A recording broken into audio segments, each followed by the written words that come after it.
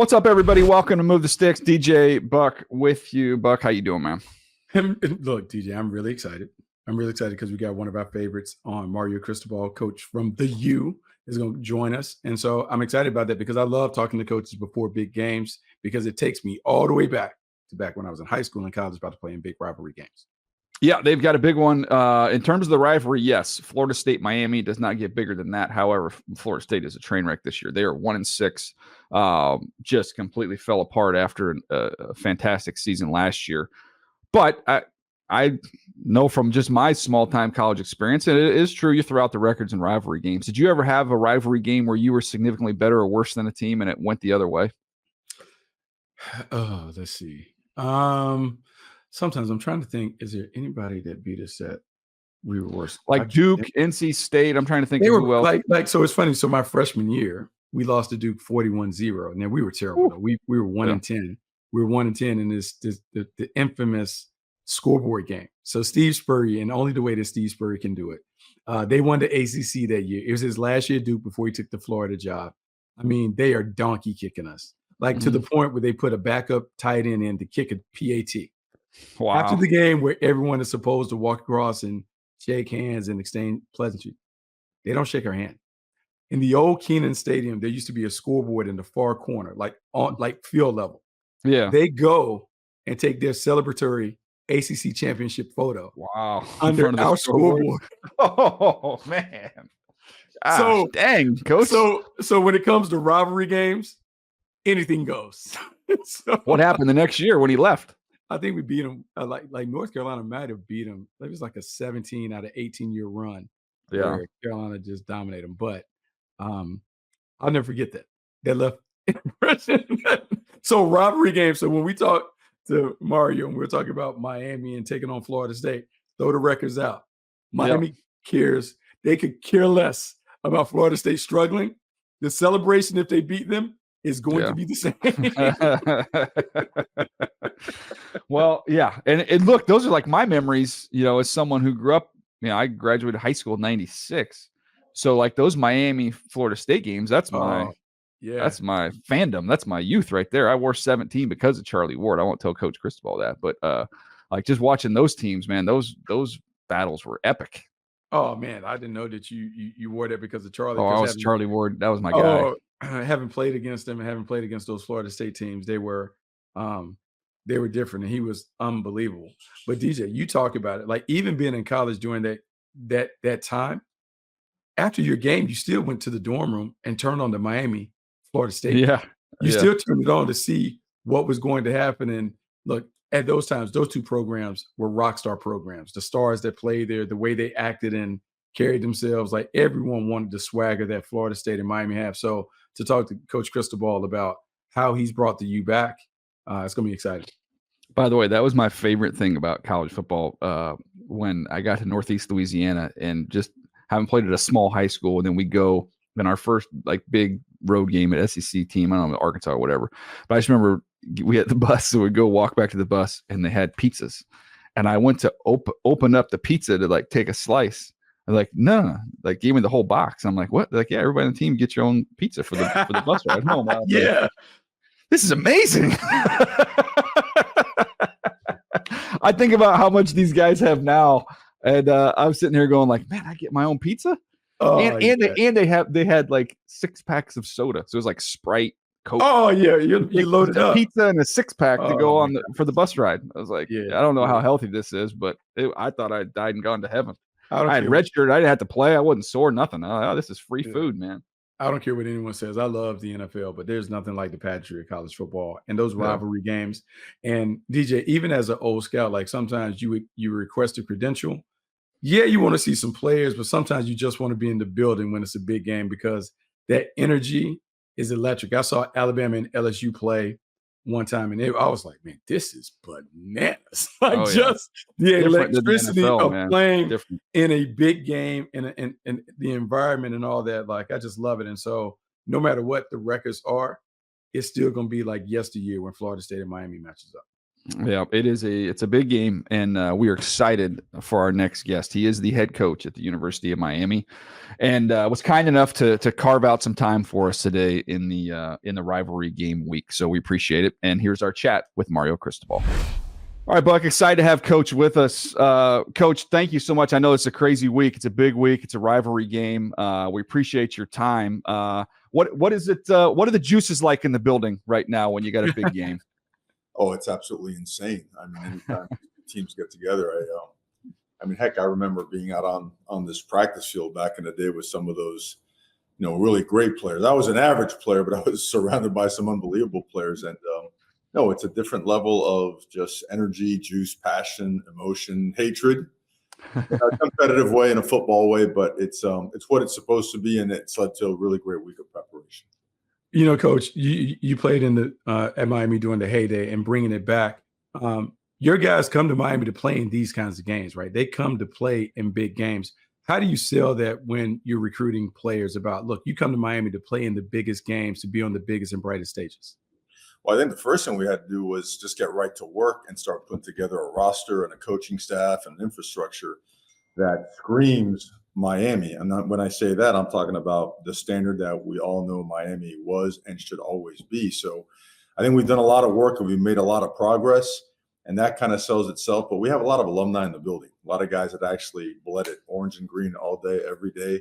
And so it's more of just telling the story than actually selling, because the passion is strong. And you know how that is, man. You could tell you when someone's BS and when someone's being honest and genuine. And you could feel it and see it when our people talk about the University of Miami. And then you guys have been down there a few times. It kind of sells itself a little bit too, right? Yeah. Yeah, it's not bad. It's not a bad environment down there. Coach, you talk about the roster building. I want to get to that because, I want to talk about the offensive line specifically, which has been your baby. It's been your calling card everywhere you've been. It's your background, and you've always had good offensive lines. How much of it is the acquiring of the players versus then developing the players once you get them on campus? Oh, that's a great question, man. It's both, and our offensive line coach Alex Mirabal, does not get enough credit. That guy is the elite of the elite. We actually went to high school together, played on the same offensive line. Used to watch tape and say, man, if we ever get our chance to be coaches, we're going to build O-line It is the backbone. I mean, the bigs, the bigs take longer to develop. So if you have to restart a program, rebuild a program, you better go all in on the bigs early, right away, and get more hits than not, because typically they're going to take 2 and 3 years to develop. You might hit on 1 or 2 Panay Sewells, Yeah. That's just my noise. You might hit on those guys, but the other ones are going to take some time, because we haven't really done much of the portal in terms of the O-line, 1 or 2, here and there. But yeah, we're all in on the trenches on both sides, because then that becomes an iron sharpens iron type of arena out there every single day. And you know what? When Miami was really good, despite all the fame and fortune that goes to the wide receivers and skill guys, we always had great trenches, man. The guys up front were always just elite and made it, impossible for other teams to beat us. Coach, I'm so curious about the approach in this era. You hear some coaches complain about NIL and the transfer portal and the transient nature of football, but you've always struck me as an old school coach. How does old school work with new school players? It just works. I think if old school, when I think of old school, I think of the right stuff. I think of my high school coach, who is the best mentor and teacher I ever had. I mean, the guy looks and acts like Sensei Kreese from and the principles and values of that man are identical to Jimmy Johnson and Nick Saban, guys that I worked for and played for. And so I don't think that ever changes. And I don't think any one of us would want our own son to go to a program that caters to, having guys doing things and having a disregard for doing things the right way. So old school is hard, intense, and passionate coaching, but it's about the right things. It's not just to make noise and whatnot. So I think it works awesome. I think it's still the best approach. And so that you don't find yourself in a hostage situation, a hostage crisis, you recruit your tail off to make sure that if a guy's kind of going sideways on you that you invest a lot in, have another one ready to come in that's better, right? So that you are never compromising the culture. And so the whole organization sees that, hey, no matter the talent level, no matter what the situation is, we're going to do things a certain way as it relates to the entire team. And that has really has spoken and has held strong in our organization. Coach, when you look at the teams, and you mentioned Nick Saban and being a part of that organization there, the teams that have had this long sustained success that have been, college football playoff contenders every single year. I go back to a conversation I had with Stacy Searles at Georgia when I asked him, it was before they played TCU in the championship game. And I said, Coach, how was practice this week? He said, Tuesday was a bloodbath. He said it was ones versus ones. And that's how they do it. And you've experienced that and built it the same way. How much good on good can you afford to do? Knowing, guys, you don't want to lose guys. You don't want guys to go down. But, man, you talk about iron sharpens iron when you get those heavyweights going against each other in practice. It's every day. You have to do it every day. And you might have to limit a guy here and there, but if you don't build a callous football team, you're no good in November. I'm just, if you start catering and if you start getting the mentality, let's just get him to the game, what are you actually getting to the game? Someone that maybe couldn't fight through the bumps and bruises that come with football. Now, if a guy's truly injured, you have to. I mean, you do the right thing, but the pains and the rigors and the demands of football, the things that come with it, you've got to – it's your responsibility. If you want guys to play in the NFL, they've got to understand and realize, brother, when you're at that next level, I mean, you see guys playing with torn biceps, right? I mean, the nature of the shoulder, the knee, some of the things that come with it. So it's our duty and obligation to protect them, but also push some of the things that are, again, healthy. You don't not be at risk of.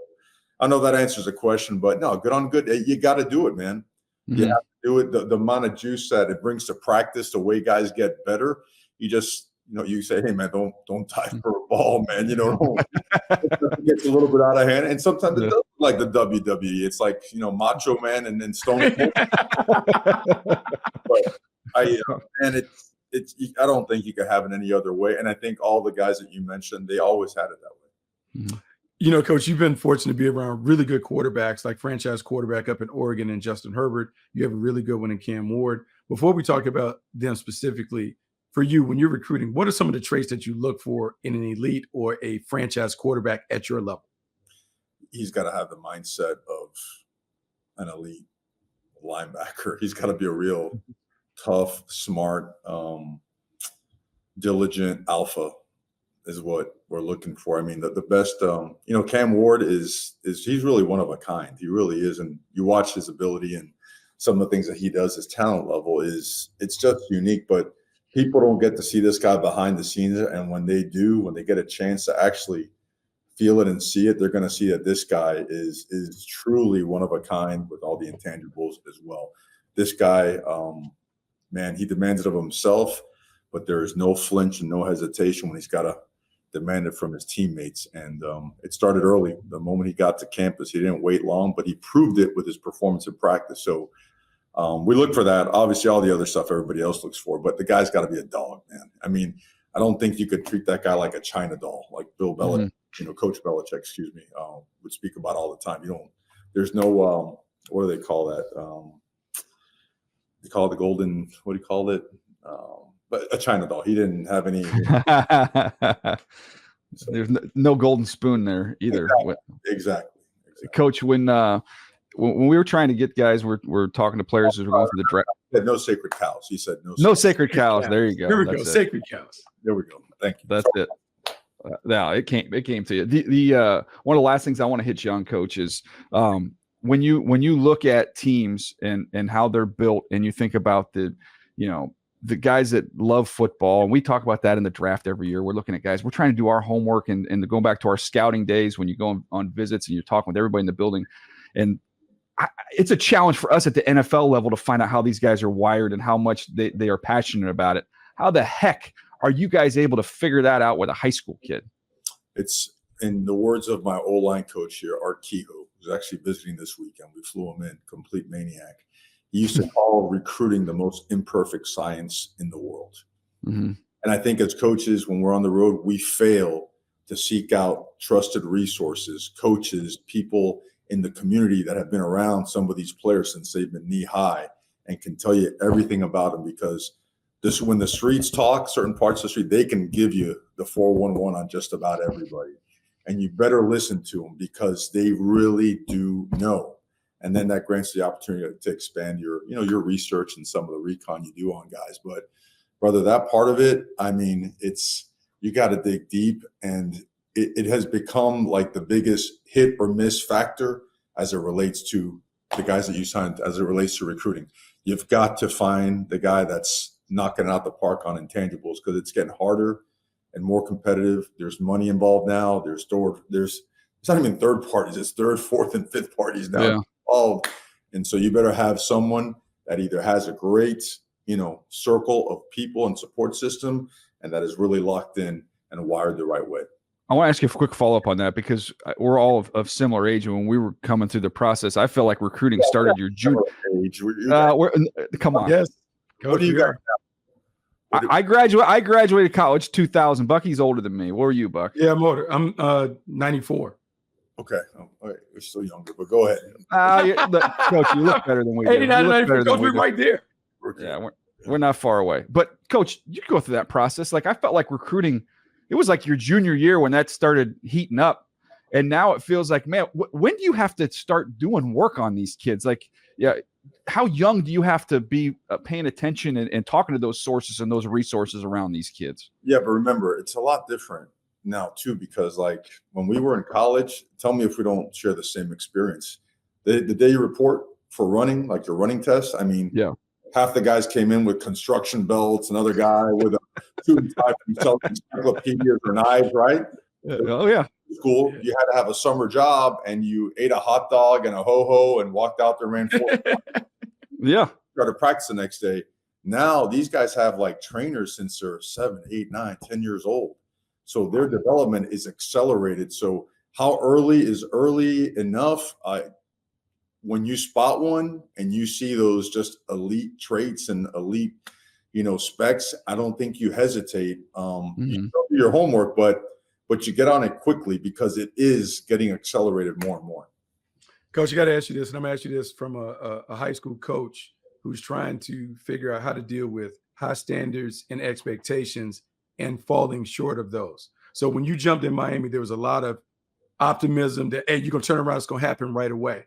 How did you stick with it and stick with the program when it didn't ignite right away like some people on the outside expected it to? How did you know to stay true to your plan and your process? Yeah, that's a good question. Well, I mean, I've been watching Miami from a long ways away for 20 years. Okay. And remember, like our background, 2 Cuban parents, we never saw them, 2 jobs, night school, gave us to our high school coach, introduced us to football, changed our lives forever. Forever grateful to Miami. So starting this coaching journey, it took me across the country, where I had never been before. And I never thought about coming back to Miami, but it was always the number one goal and dream. And I'd watched for 20 years, Miami just not it. And it tearing itself apart, even some of its own people tearing at it. And I was sick. I had enough, man. I was pissed. Mm-hmm. And in talking to, Joe Echeverria and our president and some of these guys, this job was as much about building it as it was being a tough SOB and willing to deal with all the crap that was going to come with it. You have to be. I mean, if you're affected by all the noise and the building process, the crap that comes with it, come on, man. You look at what we had to walk on the field with on certain games, I won't even get into that because it sounds like I'm digging at rosters and coach. I don't want to do that, but you had to literally, had to land the plane, get the wife and kids, like, oh, look, man, you're going to be happy as hell. You're going to have the beaches, nice schools, all that palm trees and all that stuff. We're going to get our teeth kicked in for a year. Then we're going to be competitive in our second year. And then year 3, it's going to start looking like Miami. But for these next 2 years, God bless you. I love you. I probably won't see you. We got to do so much work, and it's going to come with a pile of, you know what. Mm-hmm. And so I'm good. I'm a lineman, man. Surrounded by awesome people. And I want to stress this. I'm just a part of it. I'm a part of a great team. I'm talking about unbelievable human beings and people that work their butts off and people that are willing to buy in. And along the way, a lot of, this person couldn't deal. Oh, I got to go somewhere else. We're not doing so great. Oh, I can't handle all this stuff. That's fine. They did us a favor. Mm-hmm. You know, always ask the big man upstairs, keep the right ones in and the wrong ones out. And we kept the right ones and brought more of the right ones and the wrong ones out. So like noise and dude, that's never ever been a part of the equation. I could give a rat's you know what. I'm serious. I give a rat's you know what about anything except the University of Miami and Miami winning. All right, last thing I'm going to let you go, Coach, and this is just a favor, is two guys who've known Irv forever and been friends with Irv. This is a 3-towel game for Irv. Can we get him 3 towels so that he can just – so when Mike is sweating like crazy on the sideline and he's losing it, I think you got to have some backup towels for him. I don't think 1 towel is going to get it for Irv this week. Yeah. Well, you know, it's humid down here. You know, you know what? I remember him during my recruiting process. Which look how different it is. I remember like contemplating other schools and Mike Irvin and those other guys on my official visit. Just with the approval of my brother coming up to me, he goes, "You want to go where? Get your ass out of here. If you don't want to come here, we're gonna beat your ass." You know. And I'm like, aren't you supposed to be recruiting me and being you son of a get the I commit. That's perfect. That's Irv. That's the Irv we know and love. Hey, Coach, you've been generous with your time. Best of luck this weekend. Hopefully we'll catch up down the road. Doing an awesome job. It's been fun to watch. Appreciate you guys. Thank you very much, man. God bless. Buck, that was awesome. I love visiting with him, man. He's on a 10 like at all times. Like he is on the edge of his seat. I think maybe it's that. I think he has those like Cuban espresso or whatever too that he hits every day like that. He is ready to go. But you know what I love about Mario when we've talked, because he's always talked about like an old school approach and how his career journey took him to work with Nick Saban and how he played under Jimmy Johnson and those things, and how going back to Miami, like you can just sense how special it is to him and how those programs, despite all the glitz and glamour that we on the outside may have associated with the program, he talks about it being like a blue collar approach, a workman-like approach. I think sometimes it is lost in this era when so many people complain about NIL and transfer portal and the new school player. DJ, I just find it interesting that the coaches that are old school, that don't waver in their approach, they're the ones that we continue to talk about. So Mario, you talk about Kirby Smart, you talk about these old school coaches who are like, yeah, we're not chasing dudes. This is how we get down, and either you love it or not, but we're not changing. There is something refreshing about that and watching the way that the college football landscape is going. I also found it interesting when we were talking about recruiting, how there's so many different layers and groups that you have to work through now. And he didn't say them specifically, but you're talking about, you've got 7-on-7 coaches, you've got private trainers, you've got, NIL marketing representatives. Like you've got lots of different people you're trying to corral here in order to bring these guys in, and finding the right fits, I would think has probably never been harder. Just because of what they're looking for, in a school versus just what it used to be. Yeah, no, look, he knows the landscape. And I would tell you, having worked a bunch of camps for Nike down in that area, South Florida is different.